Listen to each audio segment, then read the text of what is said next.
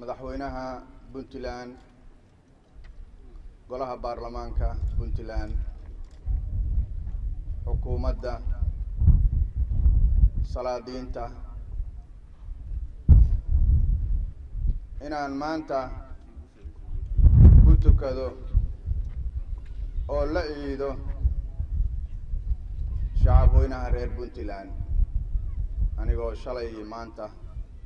ku sugnaa dowlad goboleedka Puntland waxaan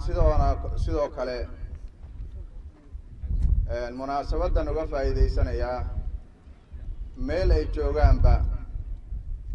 dhammaan shacabka Soomaaliyeed iyo mas'uuliyiinta Soomaaliyeed dibadda iyo gudaba in Ilaahay sanadkan sanadkiisa uu ku gaarsiiyo baraare midnimo iyo isku duubni inta haddaan uga gudbo waxaan rabaa inaan si gaar ah ugu mahadceliyo shacabka reer Puntland shacabka marka aan leeyahay xukuumadda ugu horeeyo madaxweynaha iyo golaha wasiirada iyo golaha shacabka waa adeegayaal waxay u adeegaan danta ummadda iyo rabitaanka ummadda haddii shacabku uuna ahayn shacab kala dambeyn istixgelin iyo dareen wadaniyad ayaan lahayn sida uu islaamka sheegayay ma shaqayn karaan waxaa dareenkayga soo jiitay labada maalmood oo aan joogay waxaanan 28 sano ku arag gobolka aan ka imid ee koonfurta amni iskaraamayn kala dambeyn iyo dadka oo dareensan dowladnimada waxa ay tahay amniga waxaan kaloo rabaa inaan u hambalyeeyo xukuumadda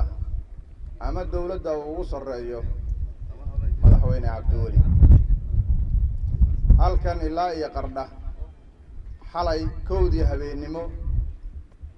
ayaan soo galay anigoo soo siyaartay boqor burhaan boqor muuse waan garan karaa kowdii habeenimo marka aan barbardhig ku sameeyo meelaha qaarkood dareenkayga heerka uu gaari karo iyadoo ayan jirin meelo jidka dhexdiisa ah ayaanu istaagaynay oo aan shaah ku cabaynay oo aan nasanaynay taasi ma filayo inay ku timid askari meel taagan sidaas ayaan ugu hambalyeynayaa kuna boorinayaa shacabka Soomaaliyeed oday iyo inan iyo gabar dareenka wadaniyadeed ee ay ku sugayaan amnigooda heerkii hadda aanu ka hadlaynay mobile meelaha qaarkood mobile lagama hadlo mobile baan ka hadlaynay inama yaryar ay dariiqa dadka u taagan yihiin farqiga u dhaxaysa meelaha qaarkood iyo in mobile laga hadlaana waa aan garan karnaa waxaan rabaa munaasabadan inaan uga faa'iideysto khudbad dheer uma istaagin iyo mahadcelin arrinka ku saabsan amniga amni hadduuna jirin nolol ma jirto amniga Puntland ay haysato waxaan ugu baaqayaa oo aan soo jeedinayaa in si wada jir ah shacabka reer Puntland ay uga shaqeeyaan meel ay joogaanba xukuumadda iyo dowladda uu madaxda ka yahay Cabdiweli madaxweynaheena waxaan leeyahay si dhow oo jilicsan oo dhageysi leh oo tixgelin leh shacabka oo ay ugu horeeyaan salaadiinta oo aan isleeyahay meesha kaliya ay ku hormartay Puntland oo ay kaga duwan tahay gobollada dalka intiisa kale waxa weeye hoggaankii dhaqanka ayaa dhisan haddaan laga dambaynna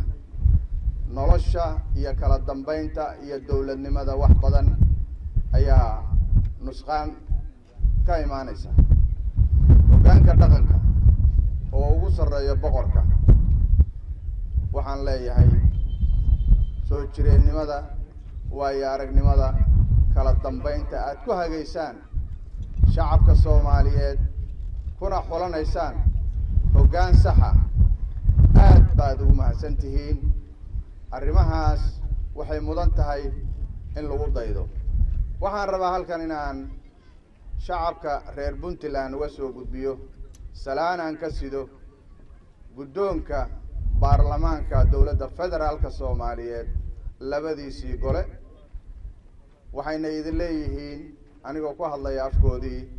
ciid wanaagsan wassalaamu calaykum waraxmatullaahi